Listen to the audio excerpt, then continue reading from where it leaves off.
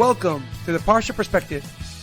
Each week, we will delve deep in a weekly Torah portion to find a practical and insightful way to enhance your daily life.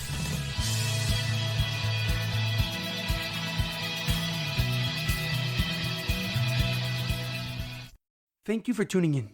My name is Rabbi Shalom Yamini, and each week we will look into the weekly Torah portion to find practical and insightful ways to enhance your daily life. This week's Parsha Perspective is in loving memory of Edward ben Ephraim and Shlomo ben Edward, and as well as in honor of the Refuah Shalema of Shaul ben Brita, Sason Betzal ben Batya, Chana bas Esther, and Yerachmiel Daniel ben Tova Basha. May they have a complete and speedy recovery. The accepting heart, our Torah portion, Parshas Teitzei. Our Parsha continues Moshe's final address with the Jewish nation. He begins with the law of how a soldier can marry a female captive of war, and then a mandate that a firstborn son always has a right to a double portion of his father's property. He then says a very unique and strange law, the law and the mitzvah of Ben Sarah Umar, a rebellious and disobedient son. A Ben Sarah Umar is a boy at the specific age of 12 and a half years old who is extremely disobedient and violates certain unique and strange conditions.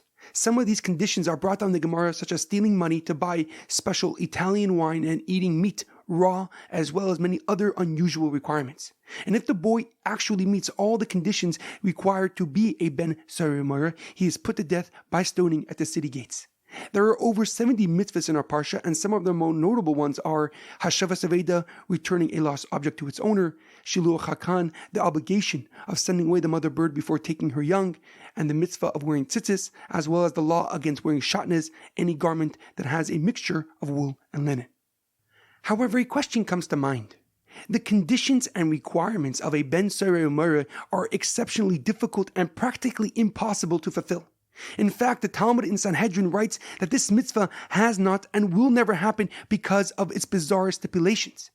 So why does Moshe give the Jewish people a mitzvah that will never be fulfilled? What is the point of teaching something that, thankfully, they won't be able to do? The Talmud in Sanhedrin, where this is all discussed, actually quotes an opinion that a Ben Sarah Umara did indeed happen. Rav Yonasan argues with Rav Shimon regarding the impracticality of this law, the law of Ben Sarah Umara.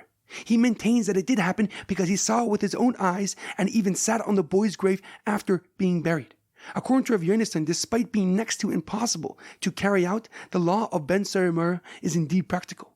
It is important to note that this opinion is subject to many different interpretations by later commentaries, which would be beneficial to study. However, the Rabbeinu Bachaya of Bachya ben Usher, a Spanish commentary, gives a deeper and more profound explanation.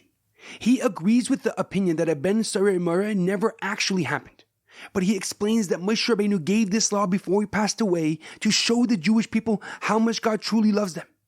Just as there are many great and strange conditions for the Ben Sarah Umara to be killed, God places many unique stipulations before punishing the Jewish people. Because since our inception, we have been constantly rebelling, arguing, and disobeying God's direct commandments. From Adam and Chava eating from the Eitz Hadas, the tree of knowledge, to the Chet Egel, the sin of the golden calf, after Matan Torah, when God revealed himself at the giving of the Torah, we have always been struggling to follow God's path entirely.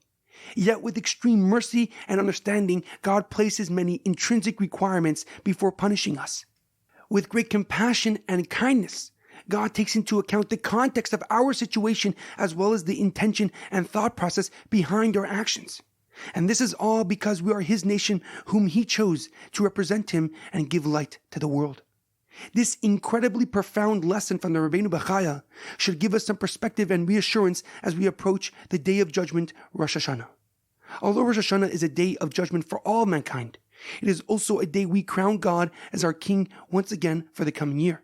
And since we crown God each year, despite the challenges and difficulties we face, in return, God should accept us with open arms, love, and blessings for the coming year.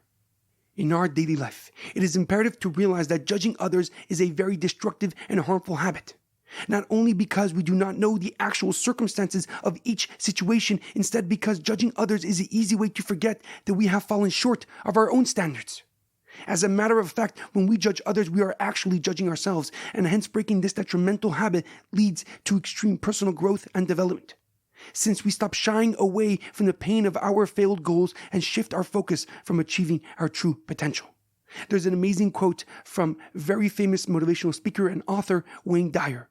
Judging a person does not define who they are, it defines who you are. Have a great weekend and good Shabbos.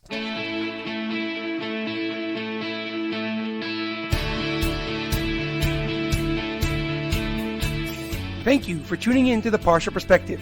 Check out our website, theparshaperspective.com. Send thoughts and comments to theparshaperspective@gmail.com. Till next time, thanks for listening.